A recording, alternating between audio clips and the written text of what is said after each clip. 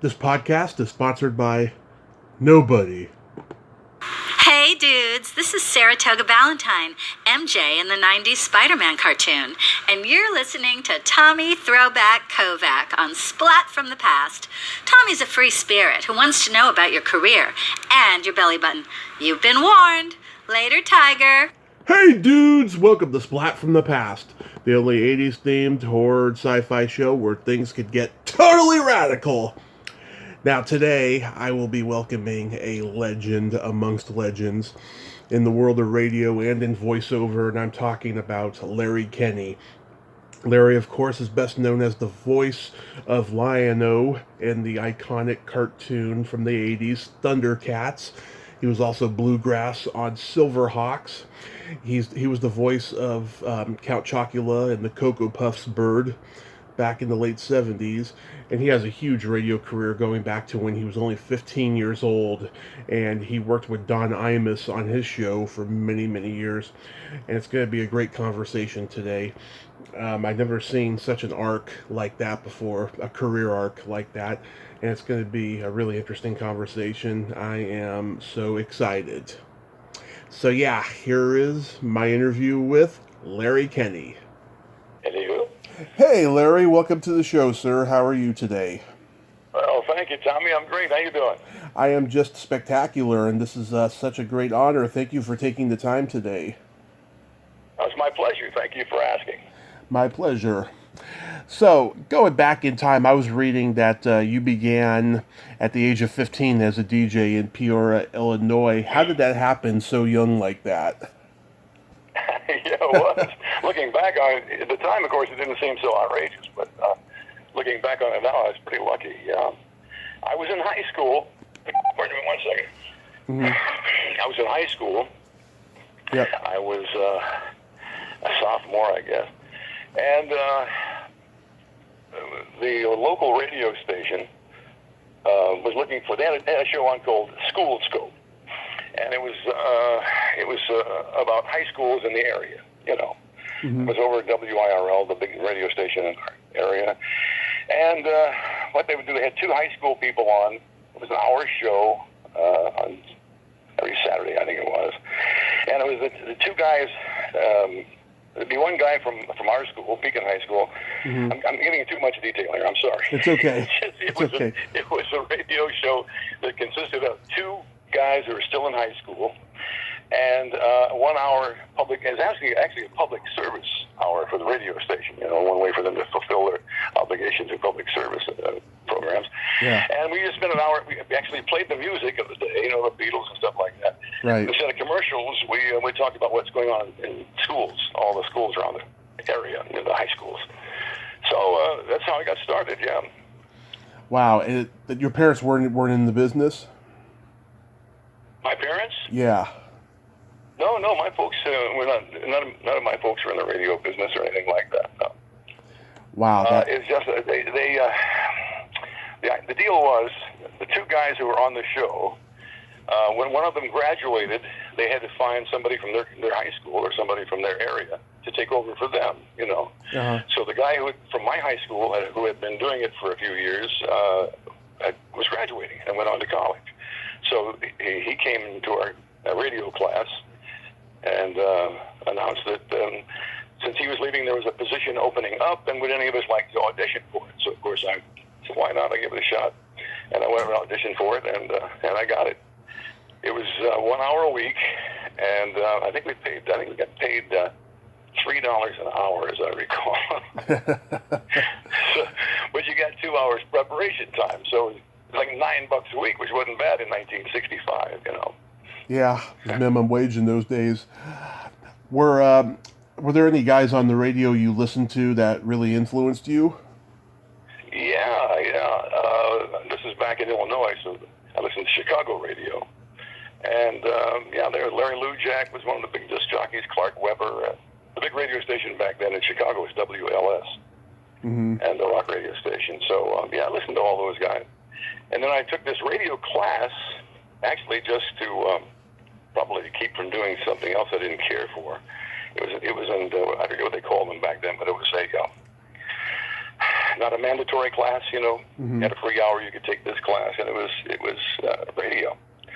radio broadcasting, and so I figured, what the hell, I'll take that, and in that class for a few months, and then this guy came to our class. The guy who had been doing it from our school came to the class and said he's graduating, and his job is to find somebody else now from our school to take over that 1 hour show a week, and so I volunteered, and that's how it all got started.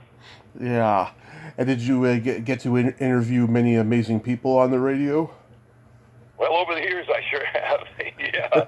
Back at that time, it was just the interviews would be like the high school basketball coach, a teacher here and there, or a superintendent or something like that. But it was a great start, really a great way to get started in the business because there was no pressure. I wasn't. It was just fun for me at the beginning, and it's always been fun. But that's how I got started. Nice. Now, you've worked for many radio stations, and among them, you worked with Don Imus at Imus in the Morning for almost 35 years, and we lost him. Right. We lost him recently. I take it you had a close working relationship with him? Oh yeah, we were together for, like you said, 35 years. You've done your homework very good. I had a great relationship with him.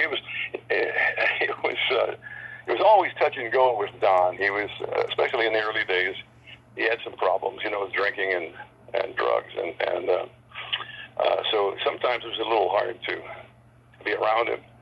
But he straightened himself up, and from then on, he was just a curmudgeon. Yeah. he was a great guy. Listen, he did so many great things for me and for other people, but if he wasn't in a good mood, you would know it, and it made it a little tough on everybody. Right. There was a lot more to the guy than his madness and the controversy is what you're saying. Oh, yeah. Yeah. Oh yeah, he was a great guy. He was an unusual man. In many ways, he did not like to. He was married and had some kids, but he didn't like to go out anywhere. He stayed home all the when he wasn't working. He was at home. He never went out to, like most people do. Didn't go out to movies. Didn't go out to plays or anything like that. He just he didn't like being out amongst people. Yeah, he was a homebody. He was a homebody. Yes, he was. The first time I became aware of him, I remember back in '96 when he spoke at the White House during Clinton's second election, and he was just laugh out loud hilarious. I just couldn't believe how deadpan he was, and that's how I started listening to him. Yeah. Yeah. And of course, you were probably privy to his rivalry with Howard Stern. Oh, sure. I was there the minute it started. He had been at WNBC in New York for several years, and then they hired Howard Stern to do the afternoon show. Don, of course, was the morning drive guy, and Howard didn't know how to take Don. That was at the time when Don was drinking pretty heavily, Yeah. doing some other things, and Howard had just been to the station a day or two and walked into Imus's office unannounced, which is something you didn't do, Yeah. And Don was a little out of sorts that day, and that's how it all started, with him not liking Stern. Howard just walked in and said, "Hey, hi, I'm Howard Stern," and Don just went off on him. We don't walk into my office, do this and that and that. Yeah.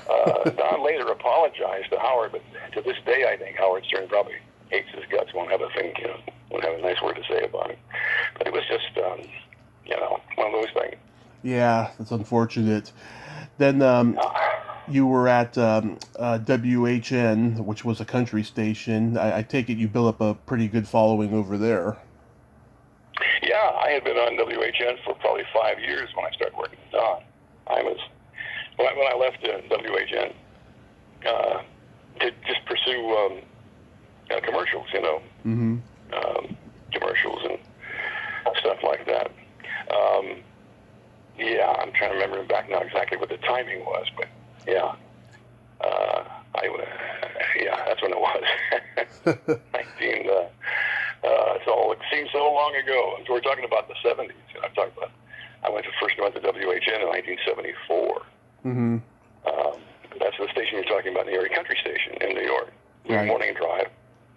And, of course, I was on doing morning drive on WNBC at the time. So for a few years after I first got there, well, actually, I had been on his show. I'm sorry. It's a strange situation. I had been working on Imus's show for a year before I ever moved to New York. I was working in Chicago. Right. Radio station. And I got a call from Don Imus one day. He had heard me when we were both working in Cleveland, and he loved the fact that I did a lot of characters on my show, character voices and impressions of famous people, things like that. And he said, now that you're he said, I'd like you to do some of those on my show. You could do it on the telephone during a newscast, if you want to. And I said, yeah, sure. So for, I guess, a full year, I was on his show every day, 2 or 3 times, and he would pay me, I think it was $50 a bit. That's what it was, 50 back then. It was $50 per phone call. And he would call me and I would play characters, Richard Nixon and Elvis and people like that. We would do like a 2 or 3 minute bit on the phone. Right. So then when I finally got a job in New York, my only show in the mornings at a different station, WHN, I couldn't work with him for, while I was competing against him. But once I left that station in 79, I guess it was, from then on I was on Imus's show exclusively for 35 years, like you said. Wow. And when you were at WHN, were you a country music fan? Yes, sir, I was. I had been at a country station in Chicago for a year before I came to New York. And I was always a country fan growing up, but I had never done country radio until the first station I went to in Chicago was WJJD. That was a country station. That was my first country DJ job. But I had always liked country music, so I kind of slipped right into that. As a matter of fact, I won the Country Music Disc Jockey of the Year award by Billboard magazine for twice. Wow. Yeah, that's so cool. Then you hosted Bowling for Dollars, the New York edition. How was that gig? I did. Yeah. That was for 3 years, from 76 to 79. It was a half-hour game show on Channel 9. Right. WOR in New York. A bowling show, yeah. And I hosted that for 3 years, I guess it was. At the same time, I was doing a morning radio show. It was kind of hectic. Good thing I was young, because I would be on the air at WHN from 5:30 to 10. And then on Fridays, when we taped 5 half-hour TV shows, I would put on my makeup the last half hour I was on the radio, and then they'd have a car take me down to Madison Square Garden, and we would tape 5 half-hour shows. It was a long day. Yeah.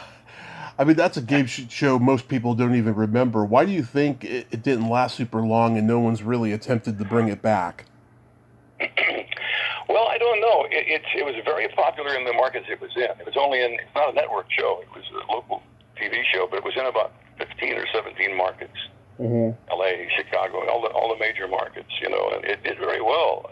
Like our ratings in New York were really good. The only reason they canceled it is because the station, Channel 9, WOR, was being sold to, it was not being sold, it became a superstation. In other words, it became one of those stations that own stations all around the country, and they all broadcast the same stuff. Affiliates. But I really enjoyed doing that for 3 years. Nice. And did that lead to you doing voiceovers for commercials? Well, I actually had been doing that for several years already. I got to New York in 74 at WHN, and from the time I was there, I was on the air for 4 hours a day, and then I'd go all over Manhattan doing radio commercials and cartoon shows, things like that. So I had actually been doing that for quite a while before I had worked with Imus. Mm-hmm. And you got to do Cocoa Puffs and Count Chocula. It's ironic you got known for doing 2 chocolate-flavored cereals. Yeah, the mothers love me. Yeah.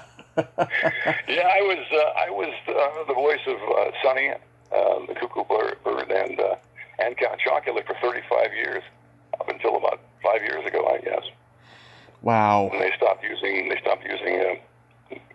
mascots on many of the cereal commercials because some coalition thought it was not fair to lure kids into eating sugar by having cartoon characters promote them. Yeah.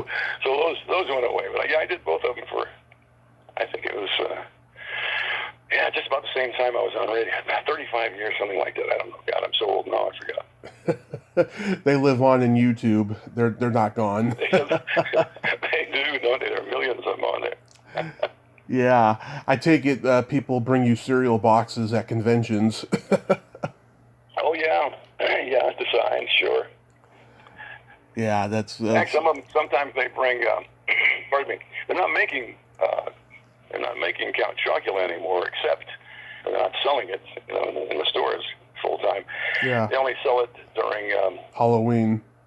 Halloween, yes, of course, and which makes sense. But they still sell, what is the other one? Cocoa Puffs. The Cocoa Puffs, yeah. Yeah. But as you said, it was a chocolate cereal, too. They've kind of done away with most of those because of, the sugar content and all that kind of thing. Well, I still see the Flintstones Cocoa Pebbles. Yeah, that's true. That's true. Yep. So how does Thundercats come into your life? Well, like almost everything else in this business, you have to audition for it. And I remember I had been in New York for several years. Let's see, I got there in 70. Jesus, when did I get there? 74. Mm-hmm. And so I didn't start doing Cocoa Puffs and Count Chocula until probably 81 or something like that. So I had been in New York doing commercials, for several years for all kinds of things, a lot of toy commercials and things like that. And then they had an audition one day for my agent called and said they're auditioning for I think we did Cocoa Puffs first, as I recall. They're auditioning for a new voice for Cocoa Puffs, Sonny the Cocoa Puffs bird. So they give you a time and a date, and you go in there, and there's 100 other guys sitting around there, and they hand you a script, and they have drawings on the walls of what they look like, and the synopsis of what what he should sound like, and all that. And so I got very fortunate. I auditioned for Cocoa Puffs and got that, and then for Count Chocula about a year later, I started doing that. It was a lot of fun. Yeah. Now, I don't know too much about the history of Thundercats, but was it originally a comic book or a toy line? No, it started out as a cartoon series. Just a cartoon. It incidentally became all those. It incidentally became a cartoon and a toy line after the success of it. Oh, yeah, of course. Once it became a success on TV. Well, I'm sure they started making the toys shortly after we started recording it because it pretty quickly was obvious that it was going to be a hit show, Mm-hmm. So, I'm sorry.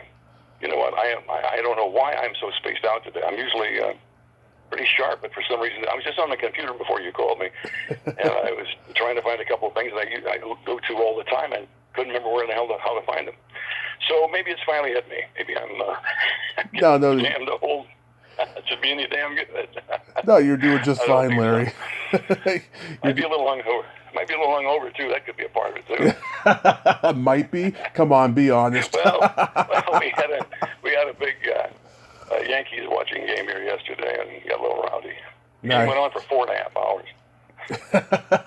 Yeah. And of course, you know the rules. You've got to drink until the very last inning. You can't just. Yeah, you can't go half-assed. That's right. Now, if you want, ask me that last question again. I'll see if I can find my place in the mind. What were you talking about?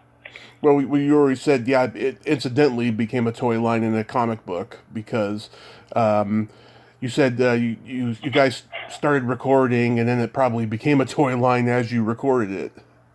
Yeah. I'm sure that they had in mind something. If it, I'm sure they decided from very beginning that we will do a toy line if it becomes successful. That's why they do those shows. That's why they do cartoon series. Not so much for TV ratings, but to sell cereal, of course, and stuff like that. And then they can sell the toys. When you auditioned, did you give them one voice or several? Well, for both cereals, both Count Chocula and Cocoa Puffs. I mean, for Thundercats.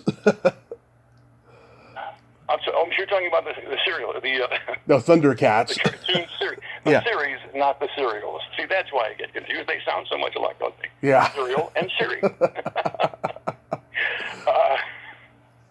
Now ask me the question again. Did you audition with one voice or several when you auditioned for Lion-O? Oh, well, as I recall, they asked you to do two characters at your audition. Mm-hmm. One Thundercat and one villain, bad guy. So I said, okay, well, what character is the star of Thundercats? They said Lion-O, and I said, I'll do him. And then I looked at some drawings they have on the wall of the characters, and I liked the looks of, pardon me. Yeah. Hang on, I gotta take some more. I'm sorry. It's okay. Don't get old, it's a bitch. I saw Jackal Man, a drawing of Jackal Man. I thought it was interesting. Right. Because jackals are kind of, I don't know too much about jackals. I don't think many other people do. Not like tigers or lions or something. But anyway, I thought it would be an unusual character. And for Lion-O, of course, for all the Thundercats themselves, they were not quote, cartoon voices, as you recall. They were just people's voices, right. Normal human voices. The good guys were. For the villains, like Jackal Man, that's where you got to have fun. That's where you took a look at the character and then tried to come up with the craziest voice you could for them. And I looked at the drawing of Jackal Man that they had up there, and I thought, it immediately hit me that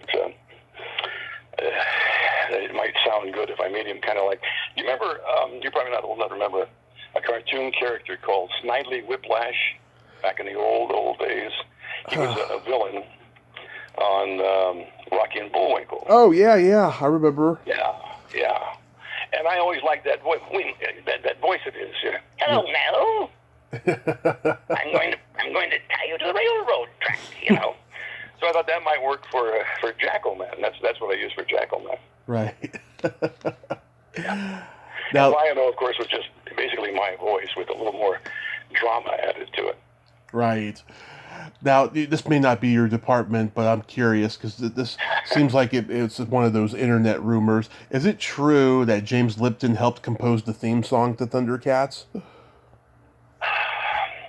I've heard that too, but I can't tell you whether it's true or not. I mean, I hadn't heard it back when we were recording the thing, or I'm sure we would have talked about it. Of course, back then James Lipton wasn't even famous yet, but yeah. I really can't tell you. I just don't know I was an actor on the show, and I was not like in the office all the time with the people who were writing it and doing all the things. Yeah. So I really don't know if that's true or not. I wish I could tell you. Yeah, it sounds so bizarre, but at the same time, it makes sense because he seemed like an old guy who was hip his whole life, Yeah, he was pretty cool. I liked him a lot. Yeah. Are you just amazed at the longevity of Thundercats and how far it's come with fandom? Oh, sure. Yeah, of course. I mean, who would have known that, 35 years later, I'd be signing autographs on pictures of Lion at conventions. I mean, if you'd have told me that 35 years ago, I'd tell you you're nuts. But the world has evolved in such a way, especially the entertainment business, that we now have Comic-Cons, comic conventions, and so all old things are new again. It's fantastic. Of course, it makes for a whole new career for most of us in the business because, you can make as much money traveling around the country and the world signing autographs as you can, doing more commercials or cartoon shows. Right, especially now that commercials don't really pay as much as they used to, from what I've been told. I don't know. I don't know if that's true or not. I'm still doing commercials too, but mainly because of the COVID and everything, nobody's done much at all in the last couple of years. You know, there's been very little work done. So, yeah, it's just, of course, it's affected the business terribly. I think the rates are still the same, though. I mean, I still do I have a couple of accounts I still do. Mm-hmm. If I can think of them. Let me think now. What's the one I just did the other day? I'm telling you, don't get old as a bitch, man. Hang on one second. I got to compose myself here. I'm really embarrassed by this. I really am, because I'm normally pretty sharp. And you know what I think it is? I turned 74 about 2 weeks ago. I think it's, when you get to 74, it automatically just cuts off half of your brain. Well, I just don't have any memory anymore, you know. Let's see, what's the commercials I'm thinking of now? Oh, feel the rainbow, taste the rainbow. Skittles candy. Skittles. Do that one. Right. I mean, yeah, you know the Skittles candy. Yep. Yeah, I've been doing that for about over 20 years now. Nice. So, but that's the only one now that I have running. That's I do a lot of commercials for, you know. Mm-hmm. And back in the day, I was doing 10, 12 recording sessions a day. The business itself has dropped off very much since those days, and a lot of it's because of COVID, but it was dropping off before that, too, in terms of how much money you can make from commercials and how busy your day is and stuff like that. It's been declining business for some time. Yeah, it's unfortunate. Mm-hmm. I don't know why, but it has been.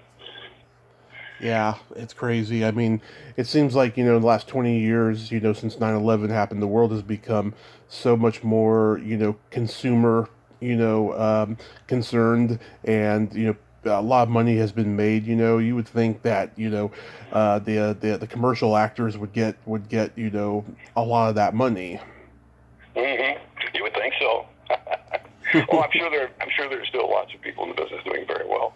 I just, because I am getting a little older and I don't want to work as hard as I used to, the last 10 years or so, I have been declining a lot of things, that involve travel or involved late sessions in the evening and stuff like that. I just don't need the money, and I thank God, knock on wood. So I kind of pick and choose the last 10 years or so and leave myself more free time. Right. It's still a lot of fun, but there are many things about the business that, to me at least, have made it less fun. One of the main ones is with the cartoon series, for example, Thundercats and the Silverhawks and Tiger Sharks and all those ones that I did. Mm-hmm. When we recorded back in the day, up until about 15 years ago, when you recorded those a cartoon series or even a commercial that had 5 or 6 people on it, you would all work together in the studio at the same time. Right. It was a blast, I mean, you can imagine a bunch of actors in the studio, trying to top each other and make each other laugh, and it was really a lot of fun. These days, you normally work alone in a small box, this little tiny studio, mm-hmm. and you don't very rarely work with other actors in the same room. They may be in Los Angeles doing their role, or they may be doing their role after you finish yours and are coming in the next day. To this day, I don't know why they've done it that way. I've switched over to that situation, mm-hmm. but it's not nearly as much fun. Yeah. You're alone in a little glassed-in box, and talking to yourself. And of course, you're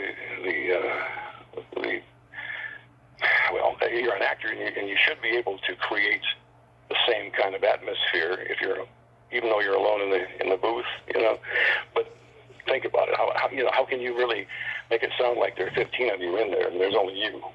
Right. And they're going to add everybody else the next day and the day after, Yeah. So I mean, it's still fun, but not as much as it used to be. Yeah, I've talked to a couple of voiceover people who told me, they missed the whole organic feel of working in the studio with everybody there instead of, being on a yacht in the island and recording their voice, Yeah, that would be nice. Yeah. Do you have a favorite episode of Thundercats? I'm sorry? Do you have a favorite episode of Thundercats? Oh, gosh, there were 130 of them or 160 of them or something like that. Probably, probably the earliest ones, like the first two. The first two episodes they put together as a 1 hour special. It's called Exodus, to introduce the show. You know, it's an hour instead of a half hour.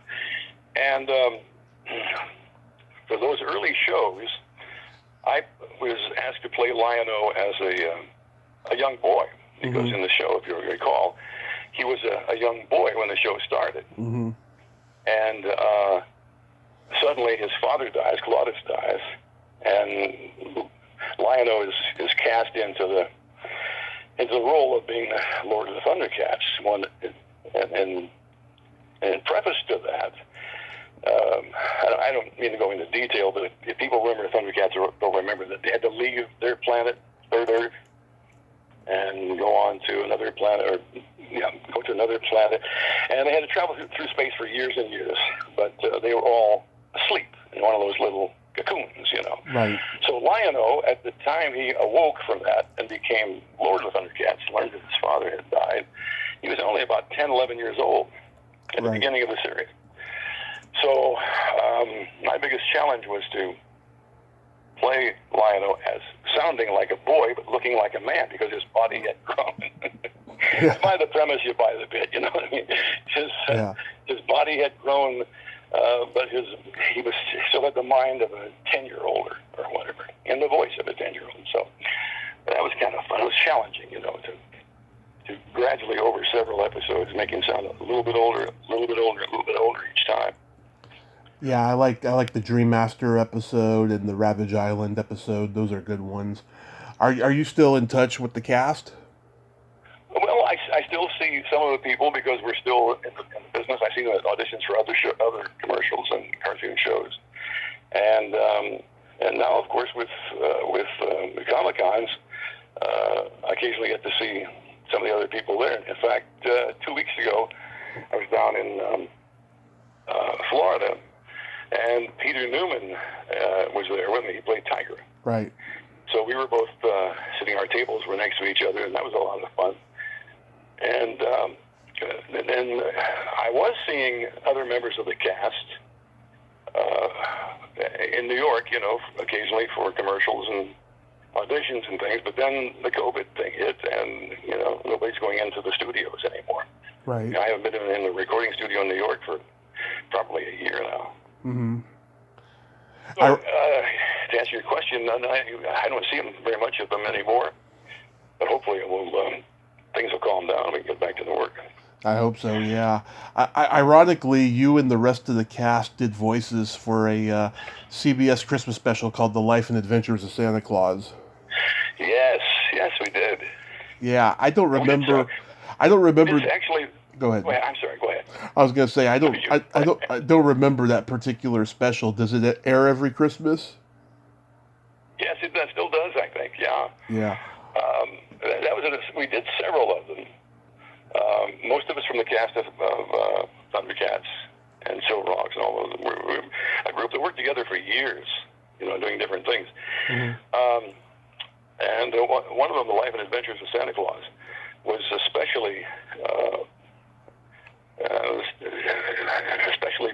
I can't even think what I want to say. I enjoyed working on it so much because it was what do they call that? The animation. It's stop motion. I can't even think of it stop anymore. Motion. Yeah. But it was a little more serious than the rest of the goofy cartoons, you know. Right. So I enjoyed doing that. Yeah. Yeah, I'll check it I out. played, who did I play on that? Sir Carol Boomer, I think it was. Yeah. Sir Carol Boomer. Yeah. Now with Silverhawks, I mean, was that the same people as Thundercats in terms of production? Yeah. Same people. Thundercats, Silverhawks. Then we did a series called Tiger Sharks, which it was not nearly as popular as the other two. But yeah, basically the same cast, 5 or 6 of us. We did all the voices on all those shows. We were together, you know, for about 3 or 4 years straight, working on the various shows. One would end and we'd begin another one, and then we did those Christmas all those Christmas specials in between Life and Adventures of Santa Claus. We did Star for Jeremy and several other things that are holiday-oriented. Sounds like you guys were a great big happy family. We really were. We really were. It was a great group of people. Some of the best people in the business, and the writing was great. Everything just seemed to gel, especially for Thundercats. It all came together. You never know when you do these things, of course, if they're going to be popular or not. I mean, you hope that they are. But we had some really great people, and not just the actors, but the music was great. The animation, of course, was for its day was incredibly good, and we were very lucky. Were there any other cartoon shows that you were up for, but then ended up not doing? Because it seems to me that radio has always been your bread and butter. Well, it was my radio. I started in radio when I was, as I told you, when I was 15, and I continued doing it. I guess through Peoria, like Chicago, and then New York. I continued doing radio until I guess 1983, something like that, when I joined IMUS full time, and I couldn't do my own radio show because it was conflict of interest. So, right. And I was a little tired of doing my own show anyway after all those years. You were asked to do an impression of Mark Twain for the Mark Twain House and Museum. How did that come about? Well, I don't know. Gosh, that's been a long time ago. How did that come about? When I was in high school, actually, I was in, back then we called it speech and forensics. Mm-hmm. You go to different schools and it's a contest. It's a long story. But I had been doing him for quite a while. And then, oh gosh, I'm sorry. Once again, I'm sorry. Everything's kind of melding together. I should have sat down here knowing I was going to be talking to you and sat down and got my thoughts together, and I didn't do it, and I apologize. It's very unprofessional of me. No, you've been great. Oh, thank you. Absolutely. What was your question again? Maybe I can come back to it. How did you get to be the voice of Mark Twain for that house and museum project?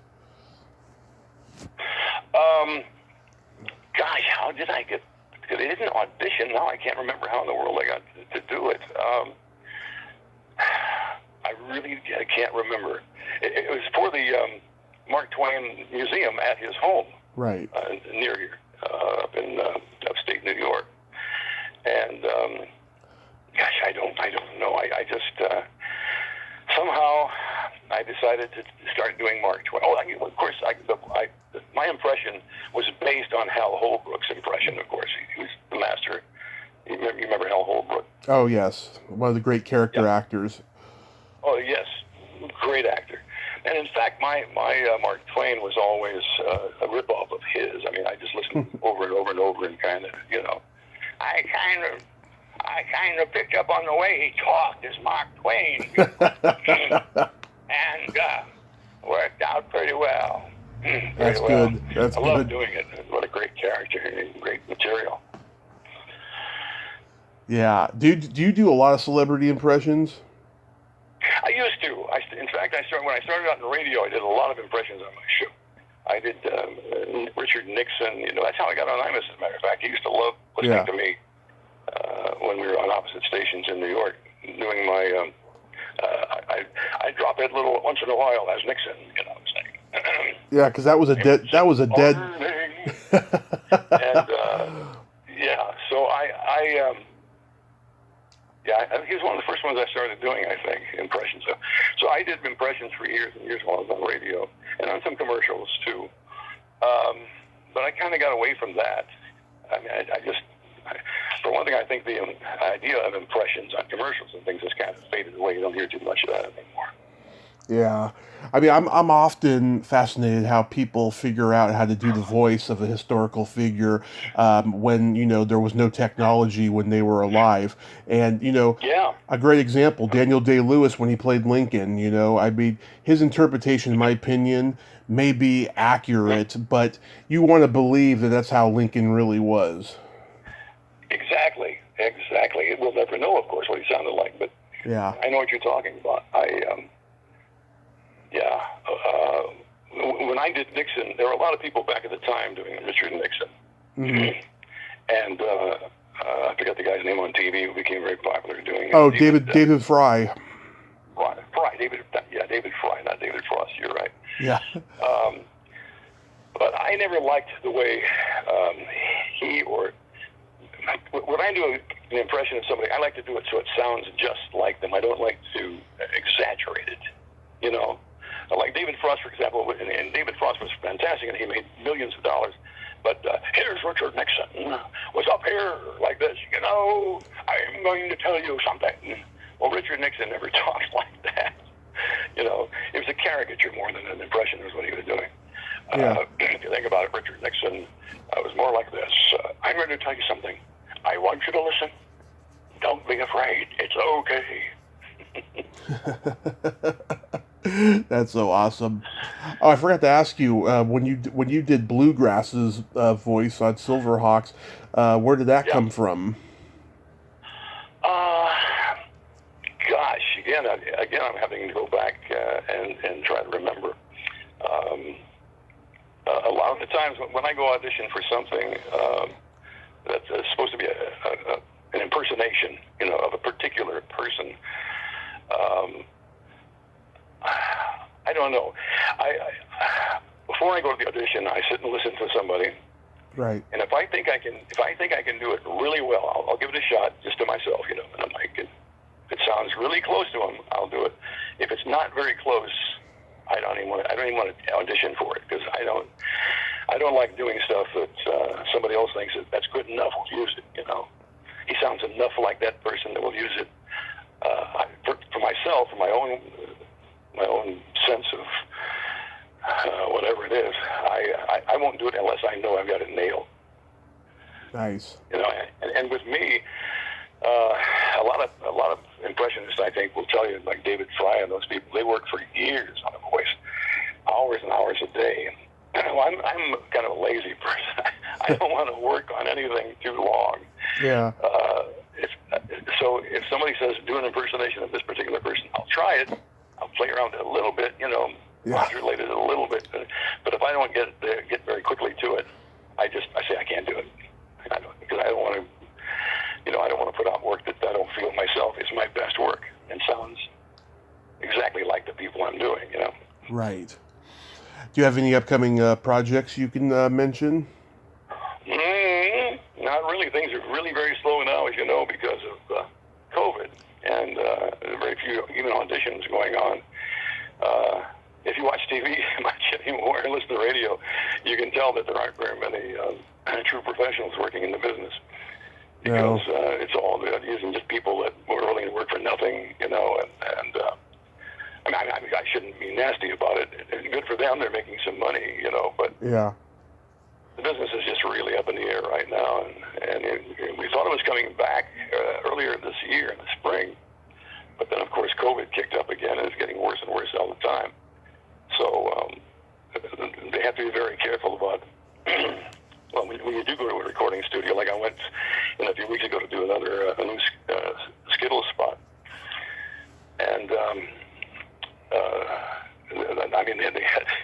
they all had visors in front of them, plastic visors in front of their faces, and when you went into it through a door, they would come and wipe off the knob and everything. Everybody had to be very careful, Right. And so they're doing as little as. The only recording, there's many things they really have to do right now. There's a lot of older commercials are back on TV because they're not making new ones for that particular product. It's just it's thrown the business into a tizzy, as they say, like every other business, I imagine. Well, let's hope for the best, and I hope that's all we can do. Yeah, And I hope I get to meet you at a convention eventually. And I want to I'd thank like that. I yes. would like that. Yes, and I want to thank you so much for coming on today. And don't sell yourself short. You were great. You had great anecdotes there. Thank you. Thank you. I appreciate that. And I consider myself a real professional when things like today happen where I really just lost my thought as I was talking to you. I must have seemed like a 100-year-old guy. But it was a big game yesterday. A 4.5-hour Yankee game where that's when my voice is shot today too. We're screaming and yelling. We lost anyway, so what are you going to do? You know, Yeah. Apparently doesn't help the team when we're yelling at our television. Apparently that does not help them. Larry, thank you so much. Have a great day. Oh, thank you for having me. I appreciate it, and maybe we'll do it again sometime when I'm thinking more clearly. Okay. All right, buddy. Take care. All right. Bye-bye. Well, there you have it. Larry Kenney. Ain't he a cool dude? He gave me a lot of great stuff. He shouldn't, be so hard on himself, I mean, we all forget stuff. It's all good. Well, until next time, this is Tommy Throwback Kovac saying, there's no shame in living in the past, because the present sucks. Later, dudes. Thundercats!